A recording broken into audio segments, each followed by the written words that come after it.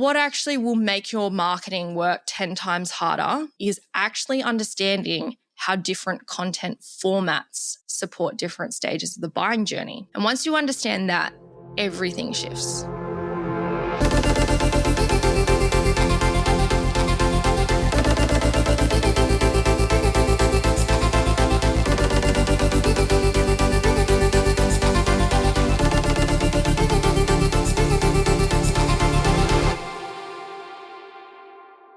Hello and welcome back to the Beauty Industry Leaders podcast. I'm your host, Sammy Kennedy. Now today, as I'm recording this episode, I am still in my apartment. It has been so frustrating waiting for all of the different things to come in the post to finally finish off the podcast studio.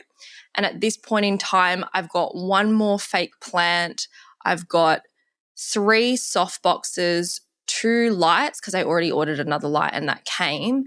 Then I've got 2 light stands and some sandbags to hold the light stands down. And I'm pretty sure other than those things, I've finally got everything that I need to actually get the studio set up properly and start recording episodes. There are a couple of other things that I want to purchase later on down the track. So I've got a monitor, and then I want to get an Atem Mini Pro, which basically you can hook up 3 of the cameras into one monitor, like computer screen, and then you can see all of the cameras on one screen in real time, and then you can press different buttons which will jump between the cameras with recording, which I think will be really great in post-production and editing.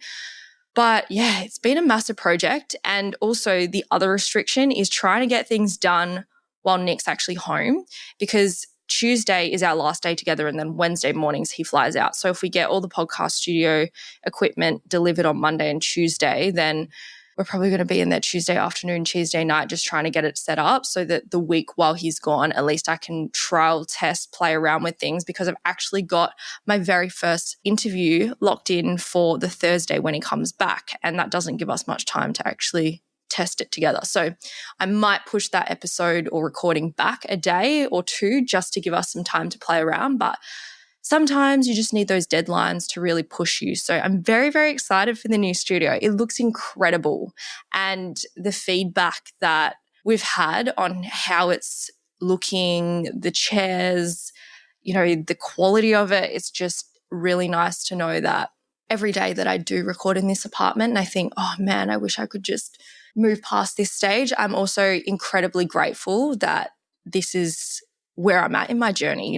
When I first started the podcast, it was just like, okay, I never really had a big goal to ever own or have my own podcast studio. I just knew I wanted to get the information and the value and my experiences and interview different guests. Like that was the main thing, was providing value and sharing stories. But now I'm like, ooh, I want to take this to the next level. Like I want to be on YouTube and I want to be able to bring in better quality guests. And like that's not necessarily impossible to do from your apartment, but let me tell you, having your own space, it just adds to the professionalism.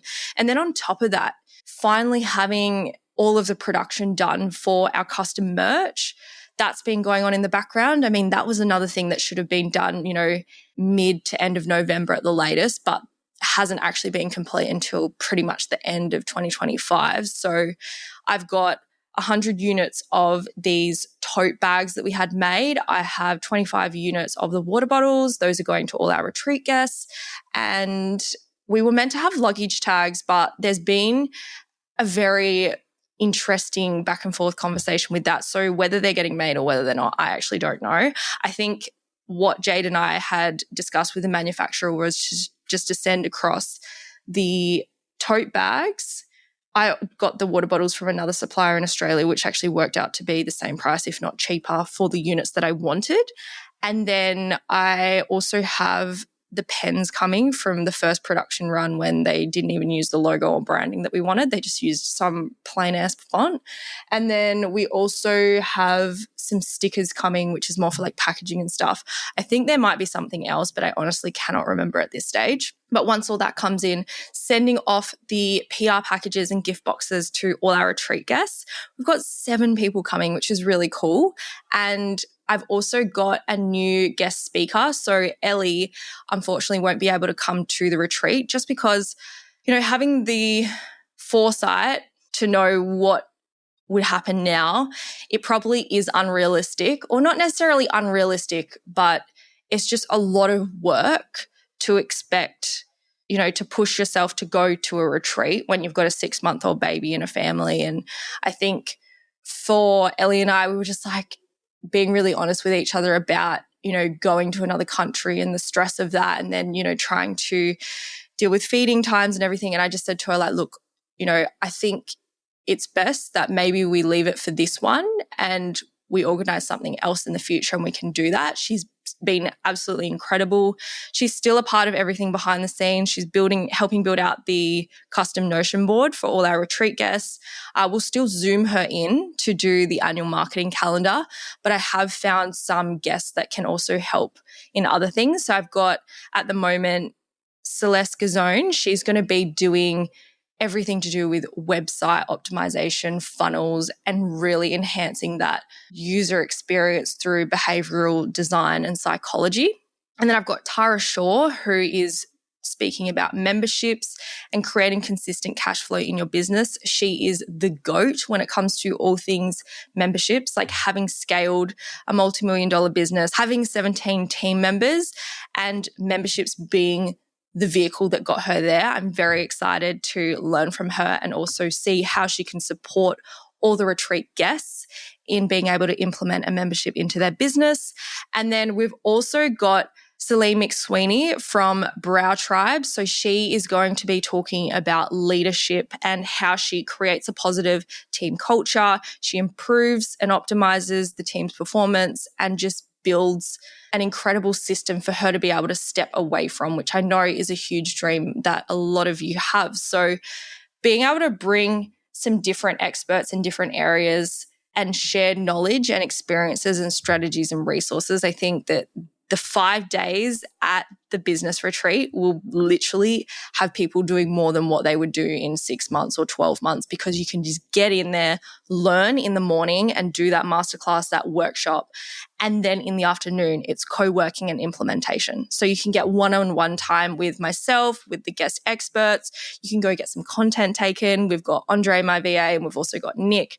They've got professional cameras. Like, it's going to be so epic. And on top of that, my mum and dad are also coming. So I think when I look at it, my whole life, I've always been there for my family, but I'm very, very grateful that they can be there for me. And I've got my dad coming in. We're going to do a bit of an interview or a funny masterclass about like some of the biggest mistakes and lessons that we've learned throughout the years.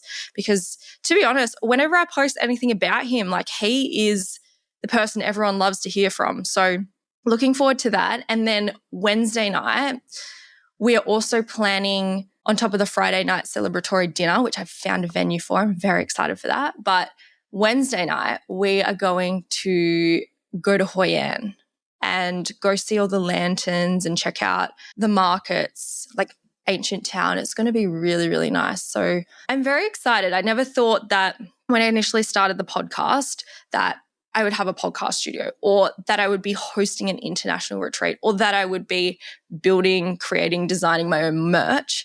But here we are. And it's weird because as you're doing it, you don't really realize how much of a big accomplishment or achievement it is.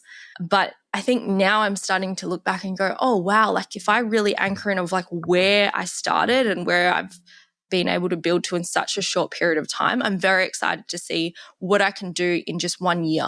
So this year, I've really looked at what am I focusing on? What am I saying no to? What am I overcommitting to in the past that I need to probably pull back on? And I've realized like 2026 is the year to grow this podcast and see what audience we can get, what events or opportunities we can create that are different, not necessarily just a plug and play of what everyone else is doing. And it's going to be a challenge, but I'm very excited at the same time because I know the way that my mind works and the support and the team and just the audience, like you being a part of this, it's going to be incredible regardless. And if it doesn't work out, well, we'll just learn something together and it'll end up being good content anyway. So let's jump into today, which is part 5 of the marketing series that we have been going through together. Today is one of those conversations that once you probably hear it, it'll make your marketing feel a lot easier and more powerful. And I think we've been through this a lot of times, like showing up consistently, posting content, running campaigns. You're doing all the things that you think you're supposed to be doing, but still there's things that feel like they aren't quite clicking. So what I want to do in this episode is really connect those dots for you. When I'm having conversations with my clients or other business owners in the industry, I think one of the misconceptions is that they will get results if they put in effort or if they're consistent. And the thing is, you can put in effort and you can be consistent and still not get results. And one of the reasons why that can happen is because you're only doing one type of content. You're literally relying on one type of content to do everything for you. So then you start posting more feed posts. Then you think, oh, maybe I need a better caption on that. Then you start going, oh, it's the algorithm. Now I've got to beat the algorithm. I've got to learn the algorithm. There's always something to do with the algorithm, right? But what actually will make your marketing work 10 times harder is actually understanding how different content formats support different stages of the buying journey. And once you understand that, everything shifts. So your feed will stop feeling like it's carrying all the pressure. Your stories will start working more intentionally. Your emails and your DMs suddenly make sense in the bigger picture. And instead of marketing feeling like a burden or you just randomly winging it every single day, you'll start to feel like your strategy, the campaigns that we've built out, the ideal client messaging, all the other things that we've done in this series, it will actually feel more structured, more strategic, and a lot more effective. And so that's what we're diving into today. So let me take you back to when I had my own beauty salon. I was posting a lot of content. I was buying Canva templates from Etsy and I wasn't changing out the branding. I wasn't really changing out the wording, but I was just like, yep, if I do volume, everything will start to work for me. And yes, it worked for me in the sense that I was showing up consistently. Yes, I was putting in effort. I was putting in the hours. Let me tell you, I was definitely sitting on Canva and editing things. And I just was like draining so much time out of my week. And this is also before ChatGPT existed. Like I was learning copywriting. I was watching YouTube videos. I was figuring out what do I actually need to do to make this better. I was researching different businesses and different industries and trying to break down their strategy and understand what is their format, what is their structure, how are they actually being successful. So all of that takes time. And while I was doing all that research, I finally figured it out. It was that I was constantly relying on these feed posts. And I think Reels had just came out at that time as well. Maybe like 6 months in, they'd come out and that was like a new format of content altogether. You didn't even really have Reels back then. It was just IGTV, I believe. And then we also had your static post, which was the one post. And then carousels were also relatively new too. And so I had that going on in the background and no idea why my content wasn't necessarily converting. And then it became really apparent to me that other people were using different formats of content for different reasons. They were using Reels to get in front of new audiences, to get people to spark curiosity and engage with them. And then they were using carousels to educate or deliver value on a certain topic or explain how something works. They were using stories to generate leads, to sell, to give daily updates behind the scenes, like all of that side of things. And when I started to understand, okay, different elements obviously serve a different purpose. How can I actually look at my campaigns? How can I look at my content strategy and repurpose content in different ways or different angles to still reinforce the same message or push me towards that same goal, but have a way higher chance of achieving success? So when you're just relying on one content format, and I'm talking just your feed, you're asking that one post to attract new people, educate them, build trust, handle objections, and also convince them to book in or sign up to your course or purchase this product. And that's an unrealistic expectation. I want you to imagine trying to hold up an entire building with one pillar. Eventually something will crack. And this is why people burn out on content. Not because they're doing too much, but because they're asking too much from the wrong place. So what I want to encourage you to think differently about is not just posting more, but actually understanding that different formats will serve different psychological roles. And once you understand this, the pressure comes off because your feed no longer has to convert. Your stories no longer have to educate. Your emails no longer have to entertain. Each format supports a different stage of the decision-making process. And when you layer them together, your campaign starts to feel lighter, clearer, and far more effective. So now that you can see why relying on one format is holding you back, let's break down the different content formats, what each one is actually designed to do, and why they're incredibly powerful on their own, but game-changing when used together. So I want you to think about your marketing like a gym program. If you only ever do cardio, you'll get some results. You'll probably be really fit. You'll be good at long distance running, maybe a rowing machine or going on the treadmill, who knows, whatever your thing is, like you'll just be good in that area. If you only ever lift weights, you'll also get different kind of results. You'll see better muscle growth. You'll be able to lift heavier weights, and maybe you have tighter muscles because you're doing that, who knows, but it's different, right? Because cardio is trying to get your heartbeat pumping fast.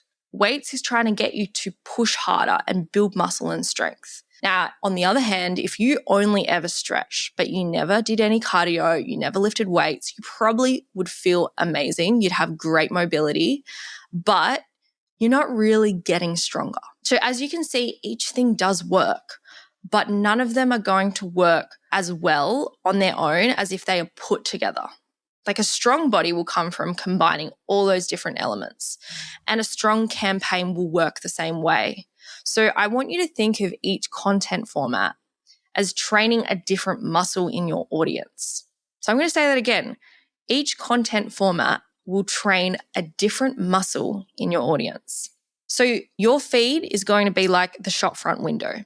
Your campaign is the entire customer experience. And I want to give you some stats that help back this data up so you're not just going, all right, well, what does this actually mean? How much do I have to post? What do I need to post? So studies in marketing consistently show that most people need multiple touch points before they're ready to buy. Often anywhere between 20 to 50 touch points if they are a cold lead. And what I mean by a cold lead is someone who has just come across your business for the first time. So maybe they've never heard of you before. A friend's sent them one of your posts or your profile, or they've seen an ad pop up, or they've seen that billboard, whatever it is. It's the first time that they're seeing your brand. They're not going to instantly buy. They're going to do their research. They're going to have to look at the different products you offer, the services you offer, how your thing works, what makes you different, reviews. So that could take 20 to 50 touch points. So one touch point might be one post. Another touch point might be a story. Another touch point might be signing up to your email list. Another touch point might be receiving email marketing from you. Another touch point might be seeing your advertising somewhere. Can you see what I mean? Like, it's not usually that first touch point that they just buy. And this is why we need to be consistent, and we need to be showing up in different places at different times, especially in 2026. Now, if they're a warm lead and they already follow you, they know who you are, they like what you do, they understand that you have your own kind of unique selling point, system, process, they've seen reviews, they've built that trust, they may only need 5 to 12 touch points. And so obviously, this can vary from industry to industry. However, the main takeaway here is that if you're only posting once or twice about your offer and you're expecting conversions, it's not that your content is bad, it's just that your audience simply isn't warm yet. So your campaign will exist to actually create all those touch points. So let's talk about the different formats of content that we can leverage in these campaigns.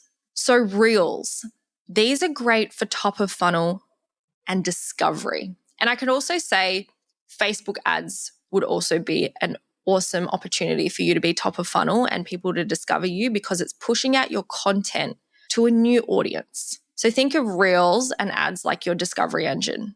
Think of Reels like billboards on a highway. People are driving past so quickly. You're not trying to sell them a house. You're just trying to get their attention long enough for them to remember you. So this is your top of funnel content. When you are thinking about what do I actually put in my Reels, well, a great way for you to have conversion-based Reels, or Reels that will eventually lead to conversion, is to introduce a problem, spark curiosity, challenge a belief that that customer or that consumer has, and then pull people into your world. So get them to follow you, get them to sign up to something, get them to download something, get them to start a conversation. This is backed by how platforms work. Short form video is prioritized for reach, not conversion. So if Reels feel like they're getting views but not bookings, that's normal. They're doing their job. Reels will open the door, but they don't close the sale. So think of it as that first touch point that someone comes and finds you. They then get interested, they get curious, and then they want to follow. And that actually starts creating that conversion journey because you need something to start it in the first place. I want to give you an example of someone who I know has been very, very successful with Reels. So I think she has like 30,000 followers now. Her name's Mel. She's from Belle Issa Beauty. You should definitely check her out if you want to look at some very aesthetic and viral content. She has nailed the viral content strategy, like getting millions of views on some of her videos. And one of the things that we noticed when we first started working together was that her content was primarily focused on discovery and virality.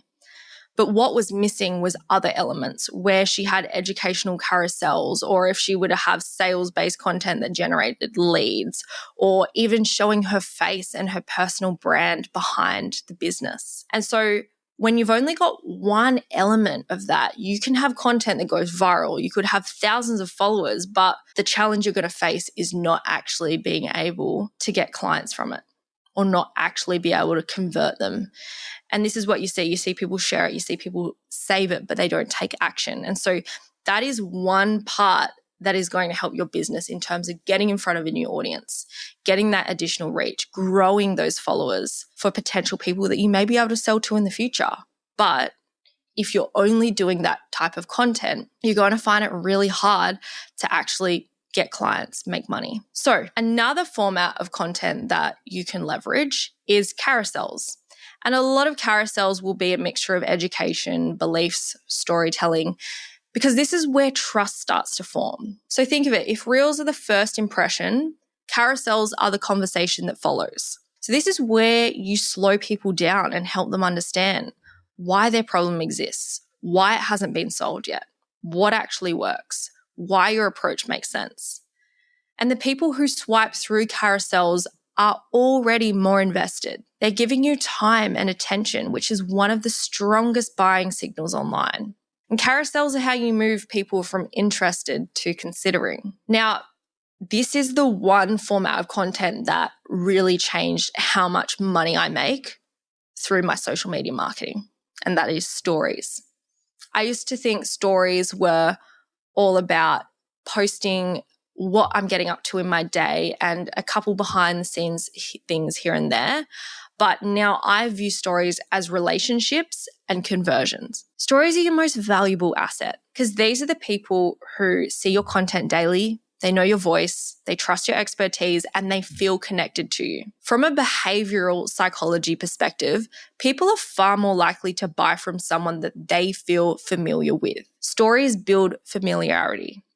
This is why stories convert better than feed posts. So when I was posting all those feed posts and not really getting any results, I started doing storytelling and selling on story strategies. So I would talk about problems, I would talk about solutions, I would talk about objections, I would talk about how my offer works, why it's an attractive option, what are the outcomes and transformations that someone who actually purchases from me will experience, and then how to actually book it in, how to take action.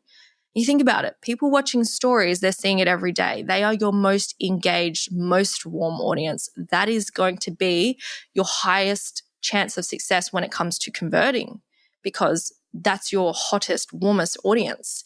But trying to sell a high ticket offer or trying to sell your service or product from an ad where no one's ever seen your content before, that's a lot harder.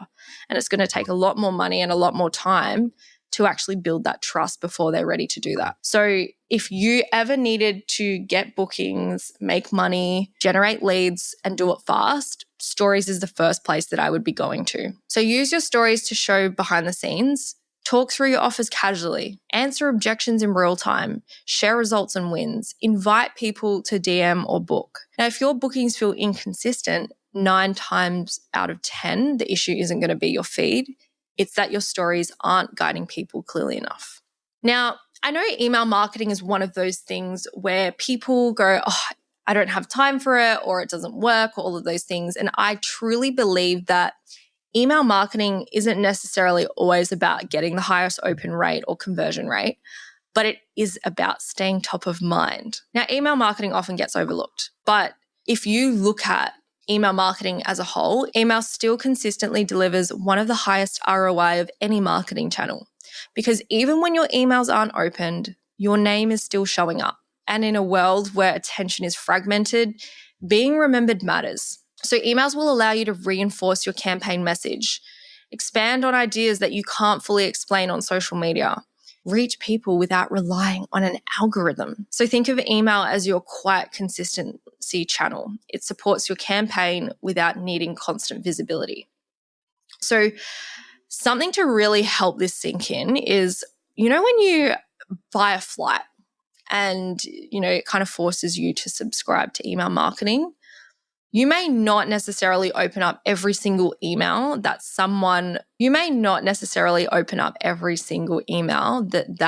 flight company sends you. But what happens is that when you're subconsciously either adding it to your junk or just scrolling past it and not seeing it, is it stays top of mind.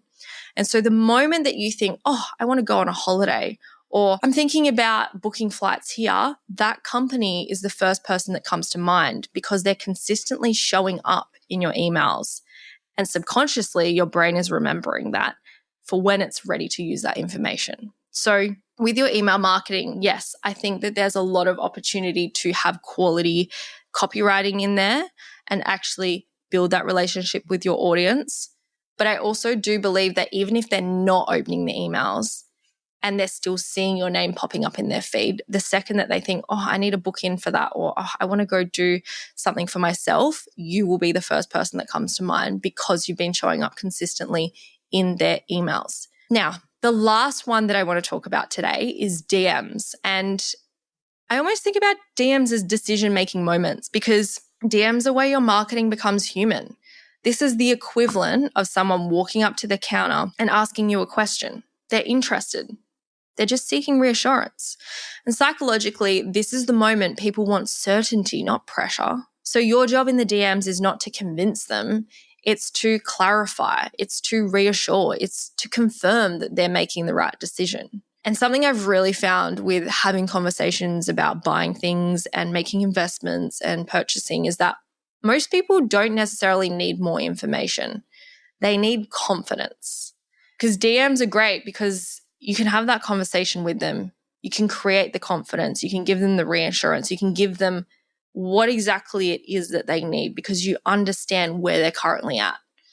And that is the power of understanding your customer. That is the power of conversation. That is the power of not just relying on ads and landing pages and one post to go viral. And this is why when we look at our social media, I encourage all my clients to have their CTA with a DM code word or keyword so that they can get that person to comment on their post or send them a keyword and start a conversation. Your DMs will be your highest conversion point other than stories because stories, they're going to lead someone to the DMs.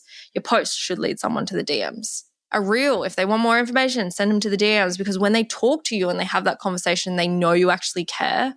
That's when you'll notice a huge shift in how your social media marketing works for you and not against you. So just remember, if you're only posting to your feed, you're relying on the algorithm to show your content, one format to educate, build trust, handle objections, and convert. And people making a buying decision without any relationship. And that's a lot to ask from one post or one type of format. It's like expecting one conversation to replace an entire relationship. So when people say I post consistently but nothing seems to be working, this is usually why. Not because the content is bad, but because the journey is incomplete. So when different formats are used simultaneously, they will start to compound and work in your favor. Someone might discover you through a reel, understand you through a carousel, trust you through stories, be reminded through an email, and then finally book through a DM. And that is not accidental. That's a campaign doing its job. And each format warms the audience in a different way at a different speed. So when one format feels quiet, another is often carrying the momentum. So I want you to take away from this episode the focus of not just posting more, but posting with intention across different types of formats. So don't ask yourself, what should I post today? Start asking yourself, where is my audience in their journey and which format supports the stage that they're currently at best? That is how your campaign will stop feeling random and start feeling very powerful and strategic. So if you're relying on one content format to do everything, you're making marketing harder than it needs to be. Use the formats together, let each one do its job, and that is how you will build that momentum without burnout. So from this episode, I really want you to go and take notes, implement this strategy into your business, and then send me a message. Let me know, what parts did you love? Has this worked for you? And did you learn something new, or has it helped you improve your business? Because I have seen the power of implementing this into my own business, helping my clients learn how this all works. And once you see each of the different formats as different levers in your business and you can pull them all at the same time, the results just exponentially get better and better. I hope you have an incredible week. I'm really looking forward to seeing you in the next episode, hopefully from the new podcast studio, but we'll see pending what happens tomorrow with the postage and trying to get the studio set up. Thank you so much for listening into today's episode. I will see you on the next one. Bye. Audience exclusive.